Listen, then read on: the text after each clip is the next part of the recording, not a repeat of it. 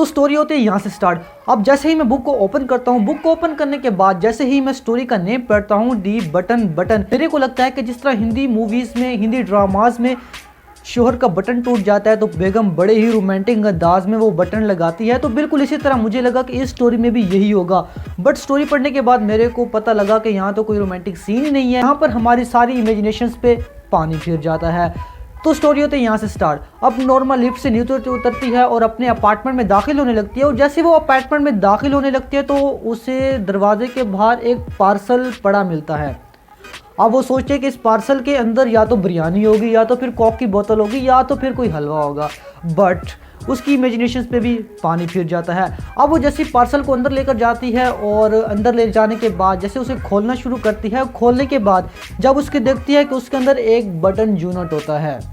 अब button unit को जैसे वो घुमाती है तो उसके पीछे एक कागज़ चिपका होता है जहाँ जिस पे लिखा होता है कि मेरा नाम मिस्टर स्टीवर्ड है एंड मैं आपको शाम 8 बजे मिलने आऊँगा। अभी रात को ही क्यों, अभी शाम को ही क्यों, दोपहर को भी आ सकता था, सुबह भी आ सकता था, शाम को ही क्यों। एनीवे उनकी अपनी लाइफ, हमें इससे कोई गर्ज नहीं, हम चलते अपनी स्टोरी की तरफ। रात के 8 बजे हैं तो नॉर्मा उस वक्त किचन में कुछ पका रही होती है एंड उनके शोहर जो होते हैं मिस्टर ऑर्डर साहब, वो लिविंग रूम में रीडिंग कर रहे होते हैं। तो उस टाइम तकरीबन 8 बजे घंटी बजती है, नॉर्मा किचन से आवाज़ दे दे के मैं आती हूँ। अब जैसे ही नॉर्मा दरवाजे पर जाती है और दरवाज़ा खोलती है तो सामने एक छोटा कदरे शख्स खड़ा होता है। अब वो कहती है कि हु आर यू। आगे से मिस्टर स्टीवर्ड रिप्लाई करते हैं कि आई एम मिस्टर स्टीवर्ड। अब नॉर्मा को ख्याल आता है कि ये तो वही शख्स था जिसने मुझे बटन यूनिट यानी कि पार्सल में पड़ा मिला था। तुम नॉर्मा हंसने की कोशिश करती है बट हंस नहीं पाती and mister steward hi hello कहते हैं, बट नॉर्मा उसे ज़्यादा भाव नहीं देती, ज़्यादा नखरा करने लग जाती है। जिस तरह लड़कियां ज़्यादा नखरा करने लग जाती हैं, जब कोई बॉय उन्हें हाय हेलो कहता है तो वो ज़्यादा नखरा करना लग जाती हैं, तो उनका जो एटीट्यूड होता है वो ज़्यादा हो जाता है। तो वहाँ पर जो नॉर्मा होती है वो ज़्यादा नखरा करने लग जाते हैं, जो मिस्टर स्टीवर्ड को पसंद नहीं आता, तो मिस्टर स्टीवर्ड का लहजा भी ज़्यादा सख्त हो जाता है।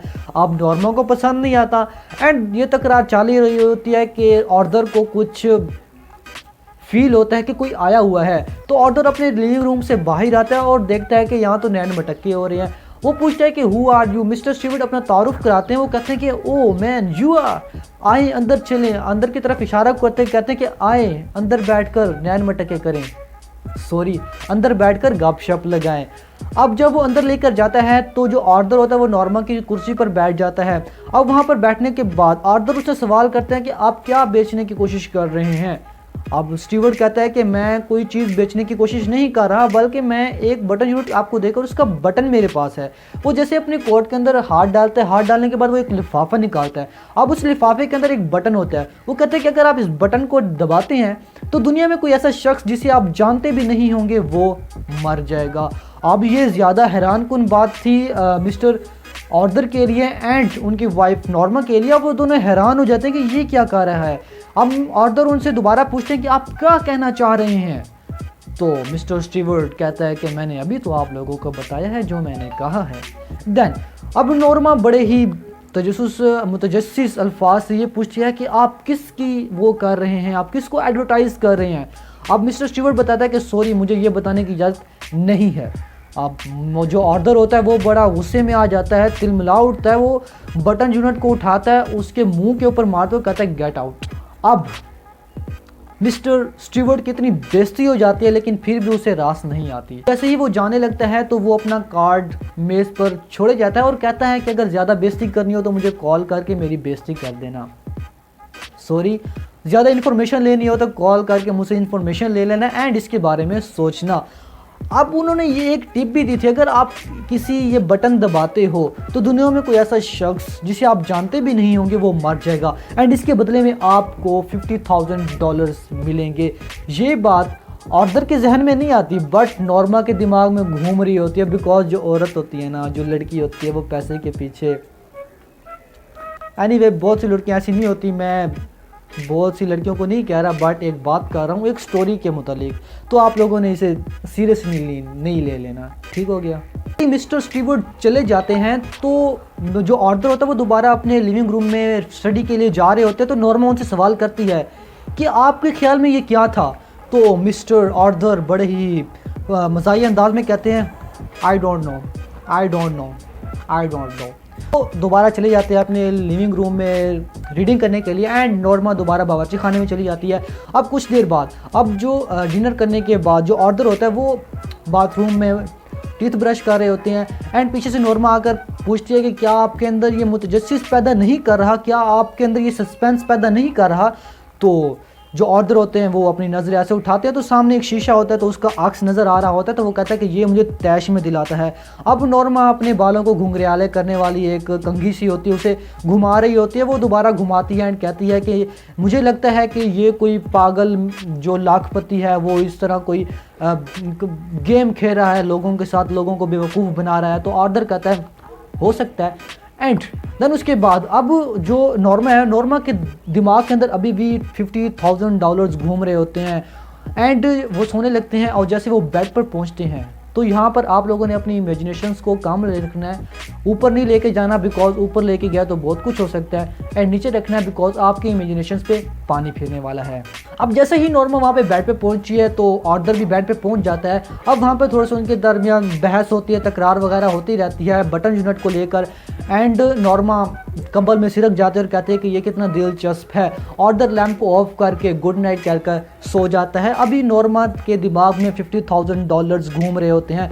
यहाँ स्टोरी पर आप लोगों को एक मैसेज देना चाहता हूँ, बाहर के मुल्कों में ये होता है कि गुड नाइट कहने के बाद गुड नाइट, यानी कि गुड नाइट का मतलब गुड नाइट के बाद कोई और वो बात तक भी नहीं करते।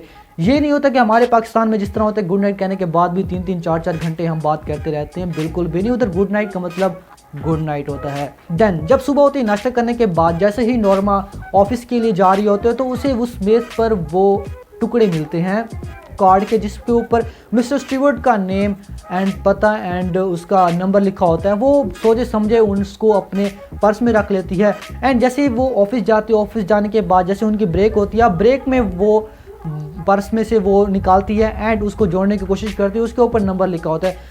ठीक 5 बजे वो डायल को घुमा देती है एंड मिस्टर स्टीवर्ट को कॉल कर देती है। अब मिस्टर स्टीवर्ट को जैसे कॉल कर देते तो मिस्टर स्टीवर्ट अपनी अंदाज में कहता है गुड आफ्टरनून मिसिस बेगम। तो वो जवाब देती है कि ये मेरे अंदर मुतजस्सिस पैदा कर रहा है, मुझे इसके बारे में समझ नहीं आई एंड मुझे ये सस्पेंशन है कि ये अब क्या होगा। तो मिस्टर स्टीवर्ट कहते हैं तो ये तो बहुत कुदरती बात है एंड ये तो होना ही था। जैसे कि मैंने आपको बताया, अगर आप ये बटन दबाते हैं तो दुनिया में कोई ऐसा शख्स जिसे आप जानते तक नहीं होंगे वो मर जाएगा। तो नॉर्मा कहती है कि $50,000 मिलेंगे। मिस्टर स्टीवर्ट कहते हैं जी बिल्कुल आपको $50,000 मिलेंगे। ऐसे ही वो डिनर कर रहे होते हैं तो कुछ बात हो नहीं रही होती शोहर और बेगम के दरमियान, बट कुछ देर बाद अब बेगम कहती है कि सपोज करो अगर हम वो बटन यूनिट को दबा देते हैं तो $50,000 हमें मिलेंगे। तो ऑर्डर बड़ा परेशान हो जाता है, वो कहता है कि क्या तुम्हें किसी की ज़िंदगी की कोई परवाह नहीं है, अगर तुम बटन यूनिट को दबाओगी तो दुनिया में कोई ऐसा शख्स मर जाएगा तो ये एक कत्ल के बराबर होता है। अब नॉर्मा परेशान हो जाती है, कैसा कत्ल, तुम कैसे डिफाइन करोगे इसको। तो वो समझाता है बट नॉर्मा नहीं समझती क्योंकि उसे $50,000 का भूत उसके सर पर सवार होता है। देन अब नॉर्मा जो होती है वो जैसे खाना ख़त्म करते हैं तो ऑर्डर कहता है कि हम इसके बारे में मज़ीद बहस नहीं करेंगे, अगर आप बुरा ना माने तो वो कहते हैं या श्योर हम बात नहीं करेंगे। देन वो चला जाता है एंड फिर रात को वो बात कर रहे होते हैं। वो कहते हैं कि अगर हम बटन यूनिट को दबाते हैं, नॉर्मा कहते हैं अगर हम बटन यूनिट को दबाते हैं तो हमें $50,000 मिलेंगे। अबे नॉर्मा है कि क्या है भोसड़ी के क्या है भाई, $50,000 के पीछे इस तरह पड़ जाती है कि ऑर्डर बड़ा परेशान हो जाता है। अब ऑर्डर कहता है तुम इसमें इतनी दिलचस्पी क्यों ले रही हो। नॉर्मा कहती है कि हमारा यूरोप का ट्रिप हो सकता है, हम एक कॉटेज बाइक ख़रीद सकते हैं, हमारे पास एक अच्छी कार होगी, हमारे पास एक अच्छा घर होगा, हमारे पास अच्छे कपड़े होंगे। तो ऑर्डर कहता है कि हम ये ले लेंगे ना, बट वो बोलती जाती जिसकी वजह से ऑर्डर का चेहरा बिल्कुल सफ़ेद हो जाता है, वो कांप रहा होता है। तो वो कहती है कि मेरी जान सब्र रखिए, ये तो मैंने सिर्फ बात कही थी, मेरी जान ऑर्डर, मेरी जान मैंने तो सिर्फ बात की थी, इसे दिल पर ना ले। देन शाम हो जाती है, फिर वो सो जाते हैं एंड इधर भी कुछ नहीं होता। फिर सुबह हो जाती है, सुबह हो जाने के बाद वो जल्दी उठती है, ऑर्डर के लिए खाना तैयार करती है, उसके लिए ब्रेकफास्ट तैयार करती है। तो उसके दिल में यानी कि एक उदास टाइप थी, बट जब ऑर्डर उससे पूछते कि आज खैरियत, आज कोई मौका तो नहीं है कि आपने सुबह सवेरे उठकर मेरे लिए इतना एहतमाम किया। तो वो कहती है कि नहीं आज कोई नहीं, तो मेरा बस दिल कर रहा था तो मैंने ये सब किया। एंड वो दरअसल कुछ अपनी हरकतों से ये बताने की भी कोशिश कर रही थी कि वो ठीक नहीं है। एंड जैसे ही वो आर्थर जो था वो जैसे ही ऑफिस के लिए रवाना हो जाता है तो वो कुछ देर के लिए वहाँ पर बैठी अपनी कॉफ़ी को ताड़ती रहती है। एंड कॉफ़ी ताड़ने के बाद वो बटन यूनिट को उठाती है एंड वो फिर बटन यूनिट को उठाने के बाद फिर वो ये सोचती है कि मुझे $50,000 मिलेंगे, मिलने के बाद मैं ये बनूँगी। वो शेख चिली बन जाती है कि ये होगा वो होगा बुला होगा बुला होगा।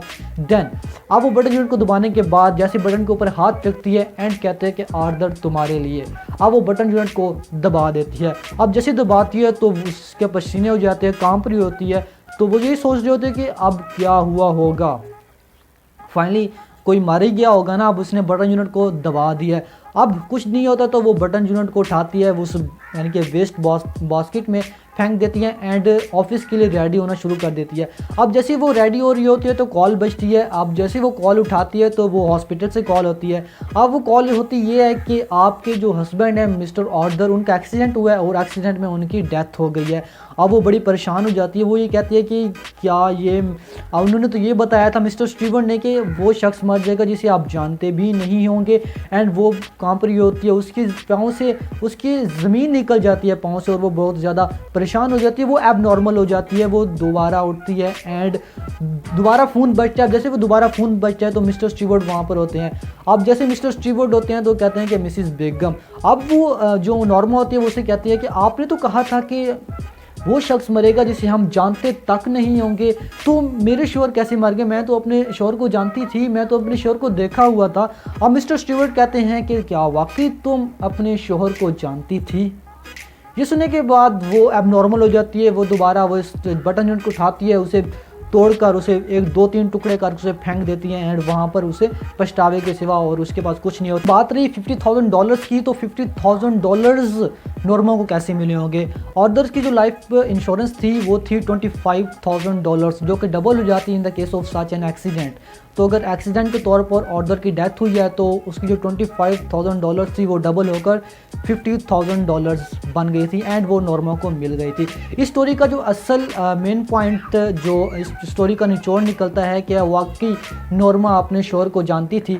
मेरे ख्याल से ये था कि अगर नॉर्मा अपने शोहर को जानती या पहचानती थी को जैसे उसके शोहर ने कहा था कि it is immoral to kill any person for the sake of money, कि किसी को मारना ये एक बदअखलाकी है, किसी शख्स को जिसे हम जानते भी नहीं है बट ये कत्ल होता है। तो अगर नॉर्मा उसे जानती तो उसकी हाँ में हाँ मिलाती, तो ये फेस टू फेस कनेक्शन नहीं था, ये हर्ट टू हर्ट कनेक्शन था कि आप दिल से अपने शोहर को जानती थी या नहीं। इसके बाद एक और नेगेटिव पॉइंट मुझे स्टोरी के बारे में लगा, फर्स्ट ईयर की फर्स्ट बुक के बारे में लगा कि अगर इस स्टोरी की जगह हज़रत उमर फारूक, हज़रत मोहम्मद सल्लल्लाहु अलैहि वसल्लम, हज़रत अली रज़ी अल्लाह तआला अन्हु जैसे शख्सियात की स्टोरी रखी होती तो वो हमारे लिए ज़्यादा फ़ायदेमंद होती। वो अगरचे इन्होंने हमारी जो इंग्लिश बेहतर बनानी थी तो उनके थ्रू भी हमारी इंग्लिश बेहतर बन सकती थी। तो मैंने ये सोचा कि अगर इसकी जगह हज़रत मोहम्मद सल्लल्लाहु अलैहि वसल्लम जैसे अजीम शख्सियात की स्टोरी होती है, कायद आज़म मोहम्मद अली जिन्ना की होती, या इलामा इकबाल की होती, या सर सैयद अहमद ख़ान की होती, या डॉक्टर अब्दुल कदीर ख़ान की कोई ऐसी स्टोरी रख दी जाती तो वो हमारे लिए ज़्यादा फ़ायदेमंद होती। इसके साथ साथ हमें कुछ इन्फॉर्मेशन भी मिल जाती, इस्लाम के मुतालिक भी मिल जाती एंड इसके अलावा हमारे अपने जो अजीम लीडर हैं उनके मुताबिक कुछ इन्फॉर्मेशन मिल जाती। तो मेरा ये पॉइंट ऑफ व्यू था इस स्टोरी के मुतालिक and the first book of first year. तो आपके माइंड में क्या ख्याल आते हैं तो वो मुझे आप कमेंट में पूछ सकते हैं एंड बता भी सकते हैं, इससे मेरी नॉलेज में भी इजाफा होगा। एंड वीडियो पसंद है तो वीडियो को लाइक कीजिए, चैनल को अभी तक सब्सक्राइब नहीं किया तो चैनल को अभी सब्सक्राइब कीजिए एंड मिलते हैं किसी नेक्स्ट एजुकेशन वीडियो में। तो तब तक अल्लाह हाफिज़।